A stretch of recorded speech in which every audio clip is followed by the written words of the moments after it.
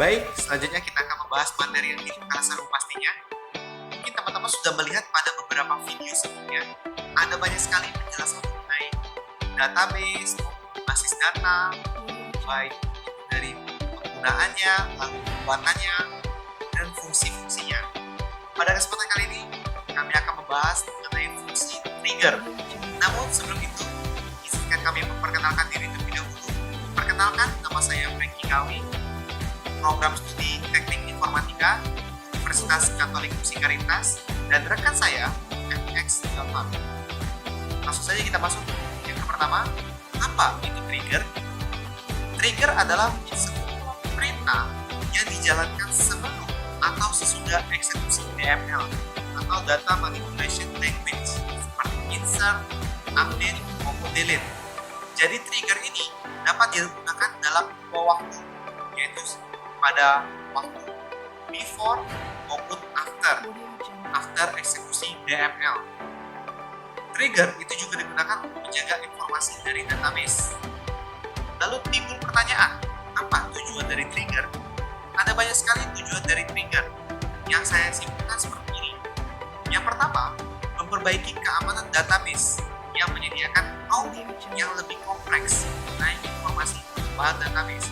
Maksudnya, dengan menggunakan fungsi trigger, kita dapat mengetahui informasi mengenai perubahan database yang lebih kompleks. Artinya secara lebih rinci. Jadi, misalnya teman-teman ingin mengetahui kapan sih waktu perubahan informasi tersebut, lalu siapa yang mengedit informasi tersebut, itu dapat melakukan menggunakan fungsi dari trigger tersebut. Yang kedua, tentu dapat mencegah transaksi yang tidak valid. Ya. Sesuai ke struktur trigger. Ya, di sini ada create trigger.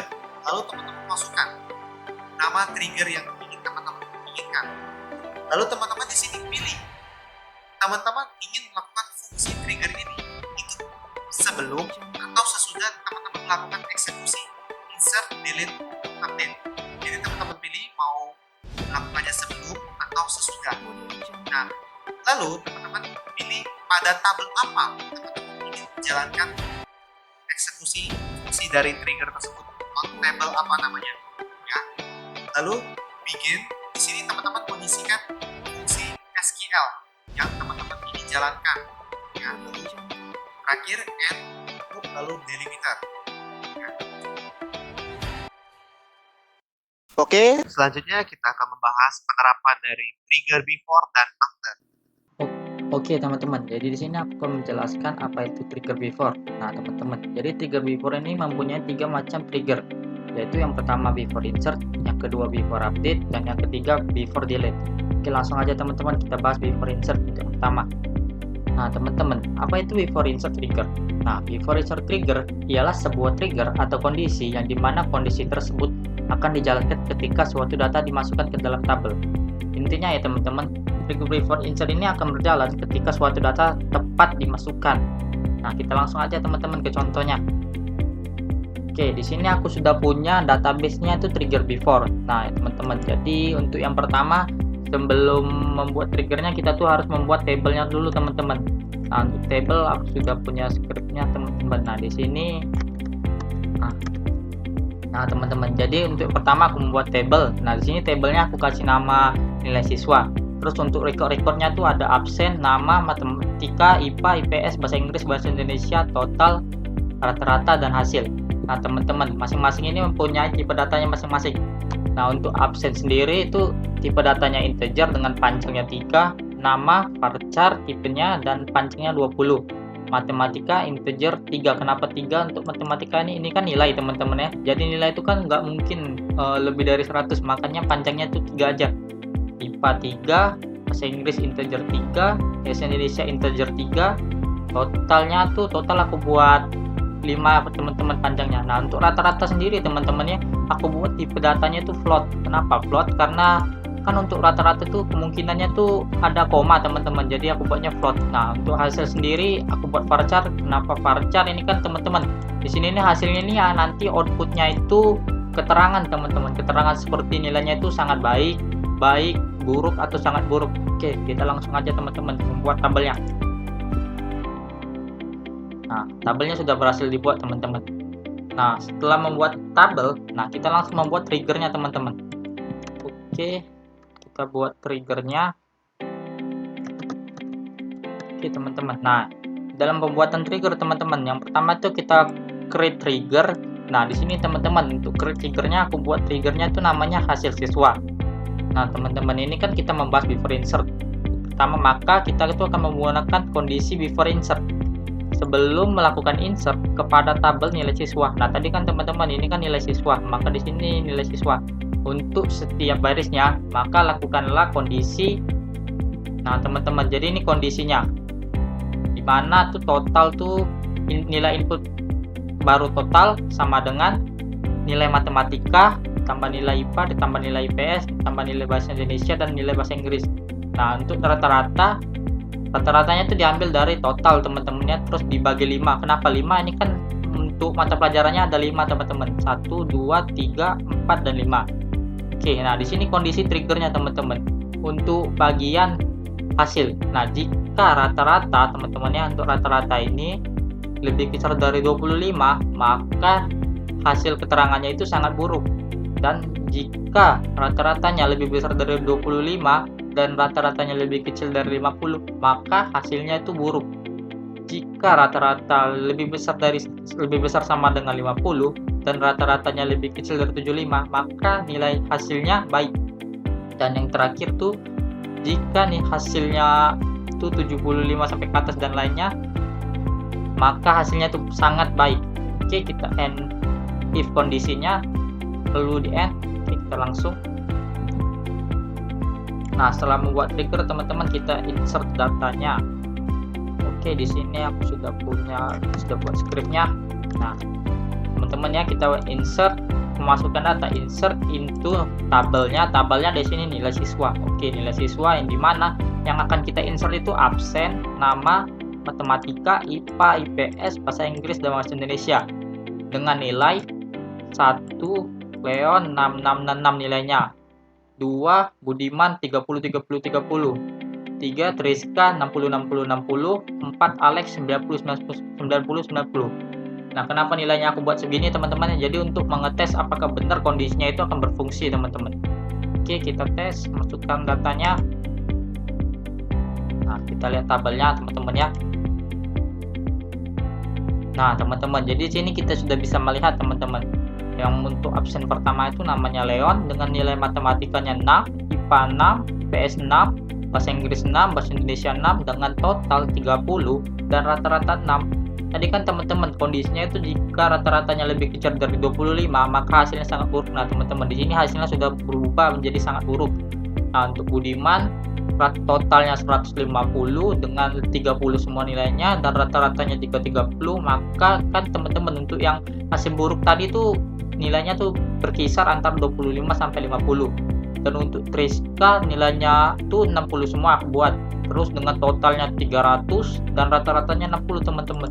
Tadi kan untuk rata-ratanya yang 50 ke atas sampai dengan 75 itu baik teman-teman. Dan untuk yang terakhir kan ini totalnya 150 dengan rata-rata 90. Hasilnya sangat baik teman-teman.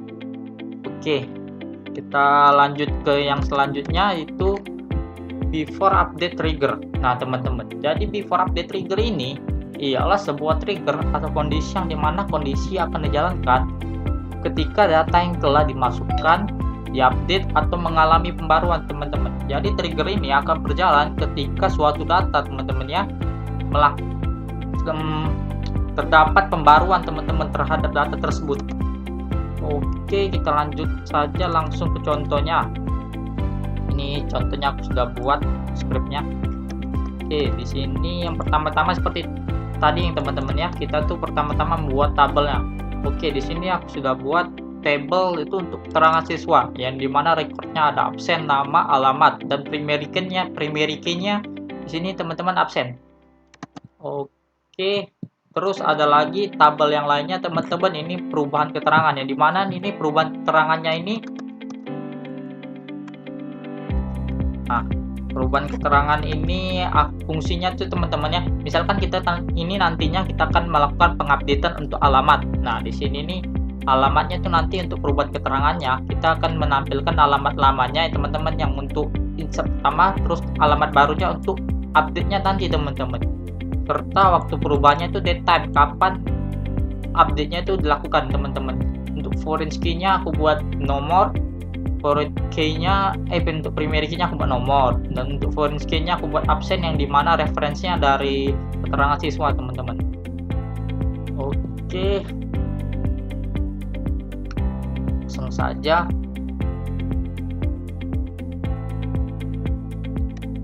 Nah, setelah membuat tabel teman-teman, kita langsung seperti tadi, langsung membuat triggernya teman-teman. Di sini triggernya aku sudah buat scriptnya, jadi tinggal copy aja teman-teman. Nah, di sini teman-teman. Jadi seperti biasa tadi, untuk yang pertama create trigger before keterangan update. Nah, ini nih triggernya teman-teman ya, namanya before keterangan update. Nah, jadi kondisinya ketika sebelum melakukan update pada tabel keterangan siswa tadi teman-teman ya, untuk setiap barisnya, maka lakukanlah insert into perubahan keterangan teman-teman. Untuk perubahan keterangan tadi teman-teman ya, jadi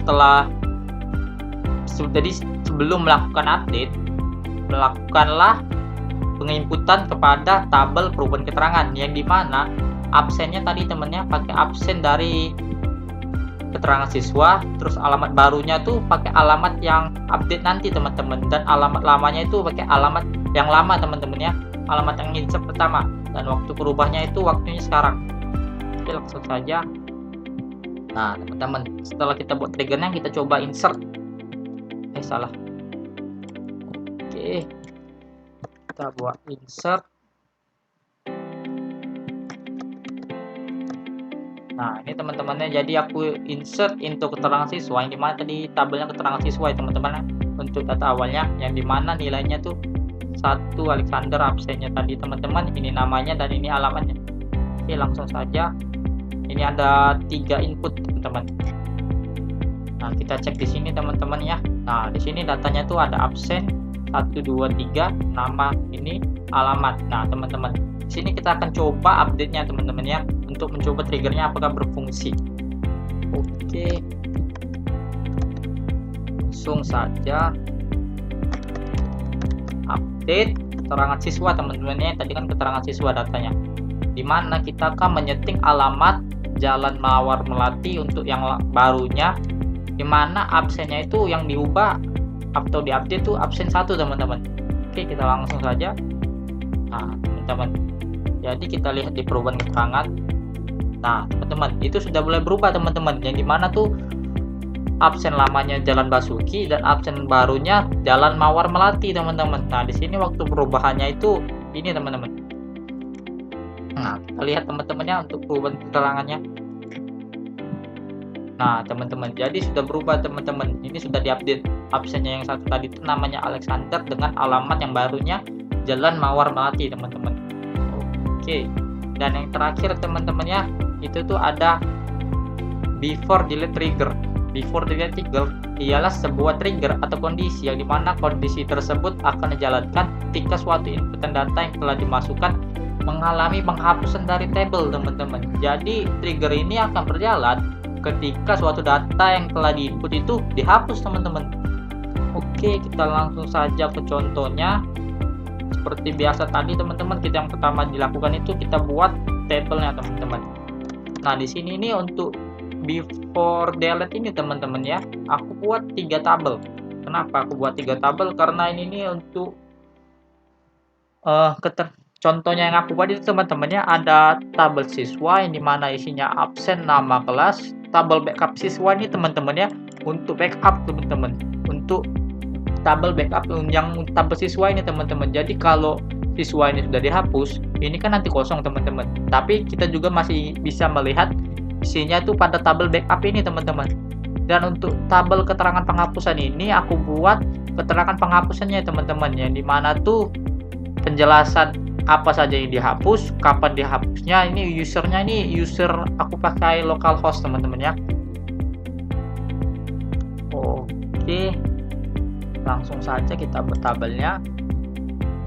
Oke, nah setelah membuat tabel, kita seperti biasa teman-teman ya, kita buat triggernya. Nah, di sini teman-teman aku sudah triggernya itu namanya siswa delete. Nah, ketika sebelum melakukan delete pada tabel siswa untuk setiap barisnya, maka hal yang dilakukan itu ya teman-temannya, kondisi triggernya tuh insert into keterangan penghapusan temennya. Keterangan penghapusan itu yang diisi user ID, penjelasan waktu dan penjelasan dan waktu penghapusan teman-teman. Yang dimana usernya tadi tuh, ini kita pakai usernya tuh aku pakai localhost sum ya teman-teman ya. Dan concat nih ini teks teman-teman. Jadi teks yang akan ditampilkan tuh data yang dihapus, yang dimana absennya tuh pakai absen yang lama, namanya tuh nama yang lama, dan kelasnya tuh kelas yang lama ya teman-teman ya. Oke, dan untuk waktu penghapusnya itu ini sekarang, maksudnya teman-teman kapan dihapusnya itu. Terus untuk yang kondisi lainnya itu insert into backup siswa teman-teman ya. Ini itu kan untuk table backup tadi teman-teman, yang dimana tuh absen yang lama, nama yang lama, dan kelas yang lama. Oke, langsung saja.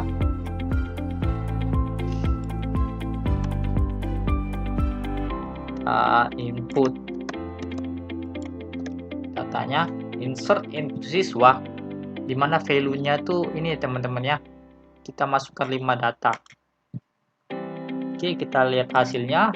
Nah, di sini teman-teman kita sudah mempunyai 5 data siswa, yang dimana tuh absen 1 namanya Komal kelas 6, absen 2 Ajay kelas 7, absen 3 Santos kelas 10, Rakes kelas 9, dan Bau kelas 12. Nah, di sini teman-teman kita bakal mencoba menghapus satu datanya. Oke, dimana scriptnya tuh delete from siswa, tabelnya tadi teman-teman datanya kan di siswa, yang dimana absennya kita buat 5 aja dulu teman-teman. Oke, nah ini sudah berhasil teman-teman ya. Kita cek di tabel siswanya apakah sudah terhapus. Nah teman-teman sudah terhapus. Terus di tabel keterangan penghapusnya ya teman-teman ya, kita lihat user ID, penjelasannya teman-teman ya. Terus nah ini kita full text saja dulu teman-teman ya. Nah untuk penjelasannya itu data yang dihapus absennya 5, namanya Bau, kelasnya 12 teman-teman. Waktu penghapusnya di sini teman-teman ya. Terus kita coba hapus lagi teman-teman ya. Nah, delete from siswa where absen sama dengan 4. Oke teman-teman, kita lihat di siswa. Nah sudah berhasil dihapus teman-teman. Untuk keterangan penghapusannya juga sudah option full text. Nah sudah dihapus teman-teman. Yang 4 tadi namanya Rakes, kelasnya 9, ini waktu penghapusannya. Nah kita lihat teman-teman ya, data yang telah dihapus tadi itu kan kita sudah buat tabel khusus untuk backupnya teman-teman. Nah di sini kita bisa melihat backupnya teman-teman, data yang dihapus tadi teman-teman. Nah ini data yang dihapus tadi teman-teman ya. Oke teman-teman, jadi itu saja teman-teman ya penjelasan untuk trigger before. Selanjutnya tuh kita akan menjelaskan apa itu trigger after. Oke, sekarang kita akan membahas trigger after insert. Untuk lebih paham, kita langsung ke contoh soal. Buatlah trigger untuk memberitahu pegawai yang tidak mengisi salah satu data pada tabel. Maksudnya, kita memberitahu atau mereminder pegawai yang tidak mengisi data. Karena seringkali saat kita mengisi data dalam suatu database, ada beberapa waktu kita lupa atau miss saat mengisi data tersebut, sehingga data tersebut menjadi kosong ya. Langsung saja, yang pertama kita buat dulu tabel employee yang berisikan data dari karyawan tersebut. Ada ID, nama, lalu email, lalu tanggal lahir. Di sini saya membuat contoh kasus di mana ada pegawai yang tidak mengisi tanggal lahirnya ya. Begitu, ini saya langsung saja kita buka phpMyAdmin ya. Nah, di sini saya sudah menyiapkan satu DB database. Di sini masih kosong. Nah, jadi teman-teman bisa mengisi DB tersebut dengan nama sesuai yang teman-teman inginkan. Lalu kita jalankan, kita buat tabel employee. Lalu sudah berhasil. Di sini sudah kita mendapatkan 4 bagian, ada ID, nama, email, lalu tanggal lahir. Ya. Sesudah kita membuat tabel employee, kita membuat tabel reminder, di mana tabel reminder ini yang akan berisi tentang nama pegawai yang belum memasukkan data dirinya secara lengkap. Ya. Di sini ada nomor, lalu employee ID. Employee ID ini berdasarkan dari employee ID yang pada tabel di sini, pada tabel employees. Lalu ada message yang dimana tidak kosong, dan ada primary key-nya adalah nomor dan employee ID.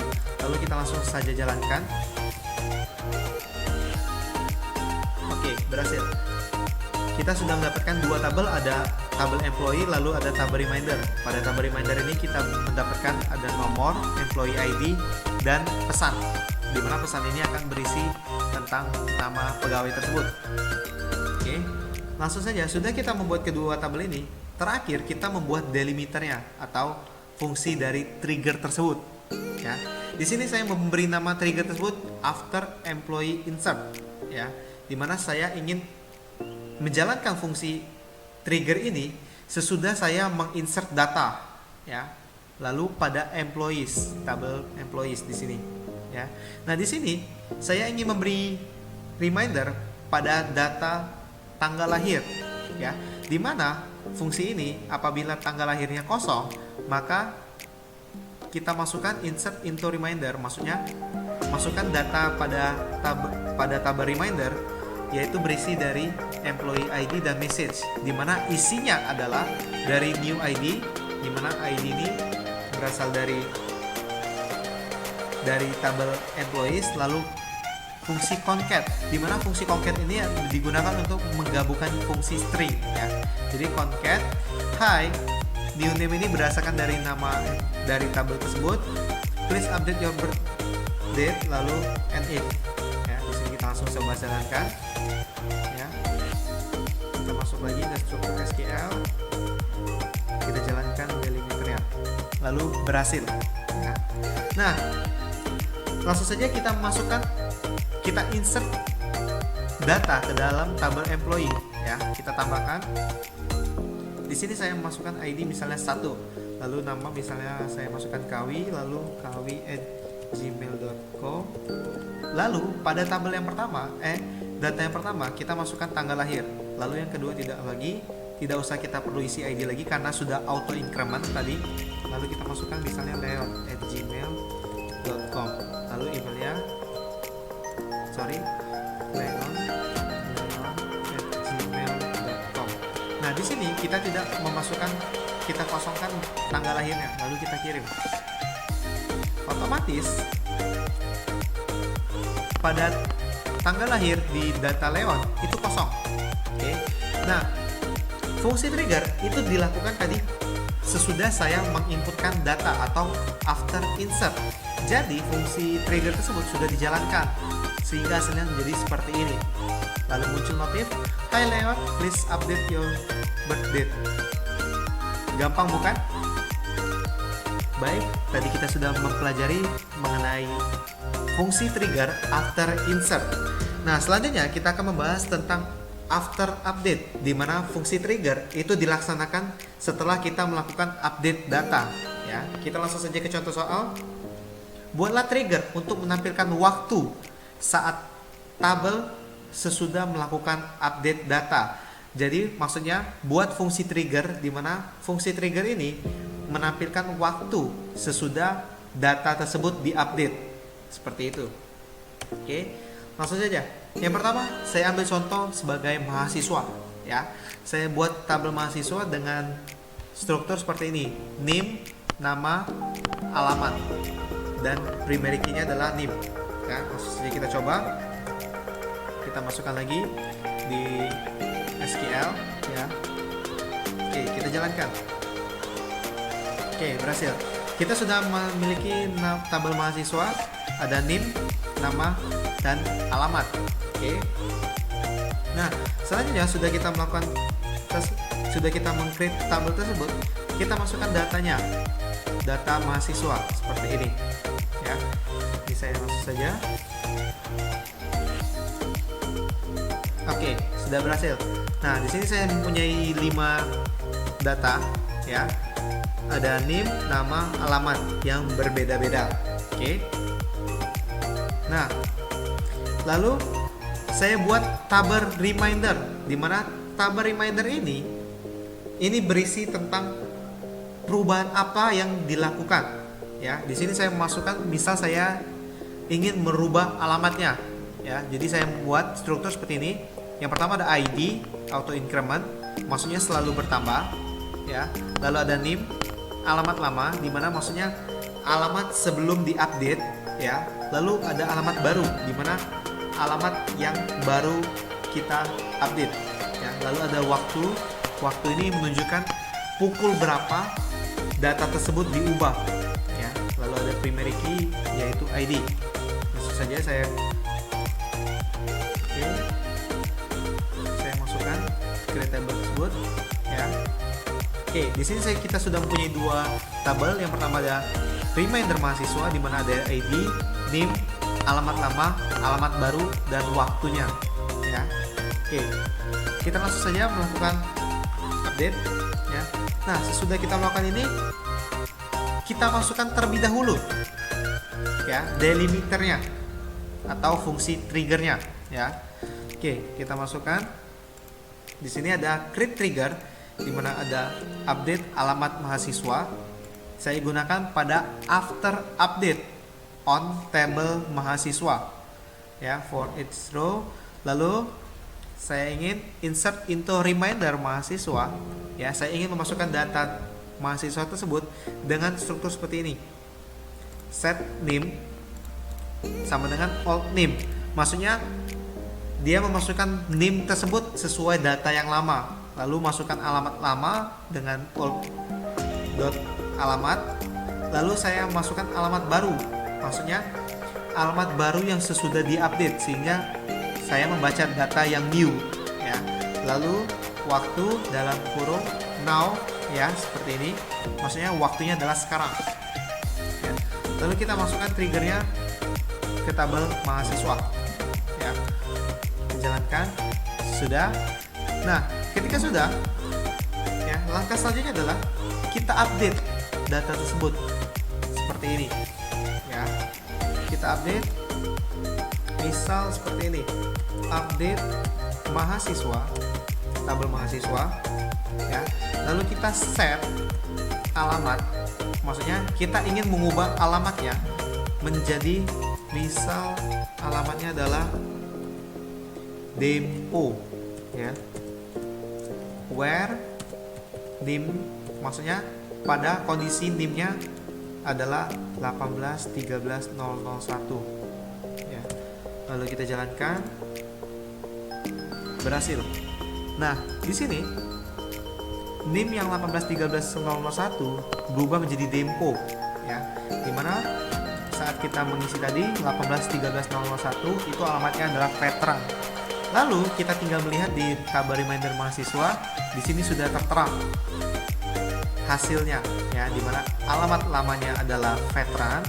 Kita lakukan update dan alamat barunya menjadi dempo, dan di sini ada waktunya, ada mulai dari tanggal dan waktunya sesuai dengan waktu sekarang. Wow, cukup mudah sekali, bukan?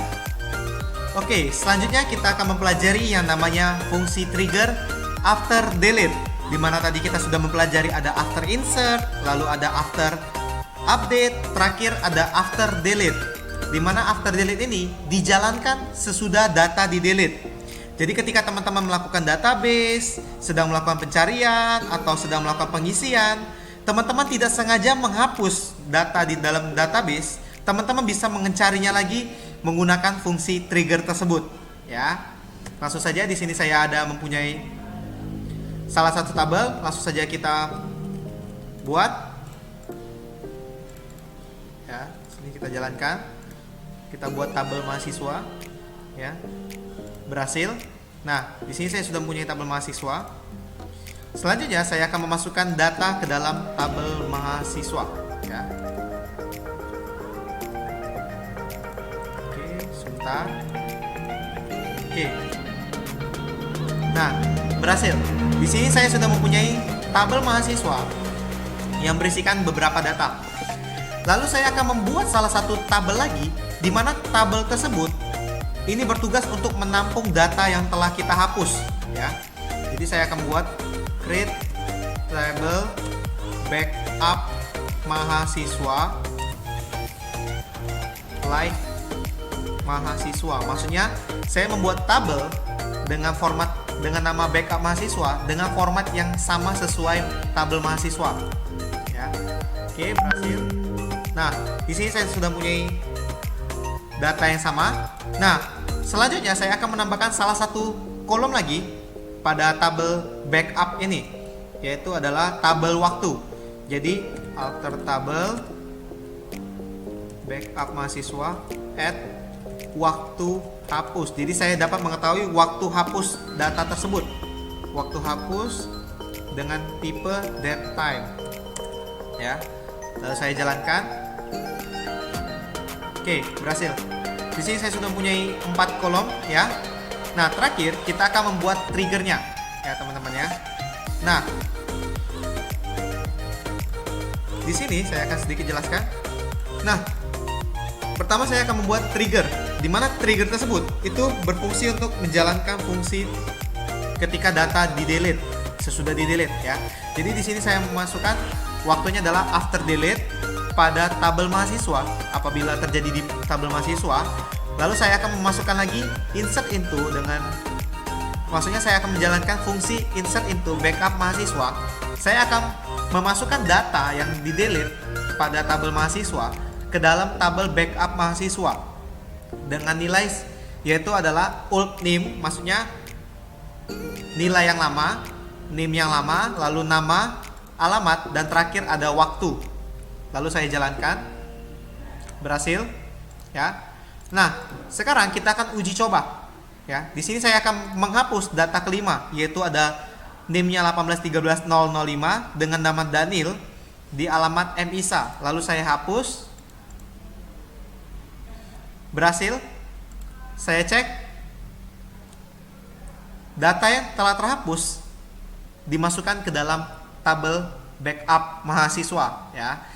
Sepertinya sama, ada Daniel, lalu alamatnya Emisa, dan waktu hapusnya. Sangat simpel, bukan? Oke teman-teman, jadi sudah mulai paham bukan mengenai trigger before dan trigger after. Jika teman-teman ada yang ingin ditanyakan, teman-teman langsung saja tanyakan di kolom komentar. Thank you.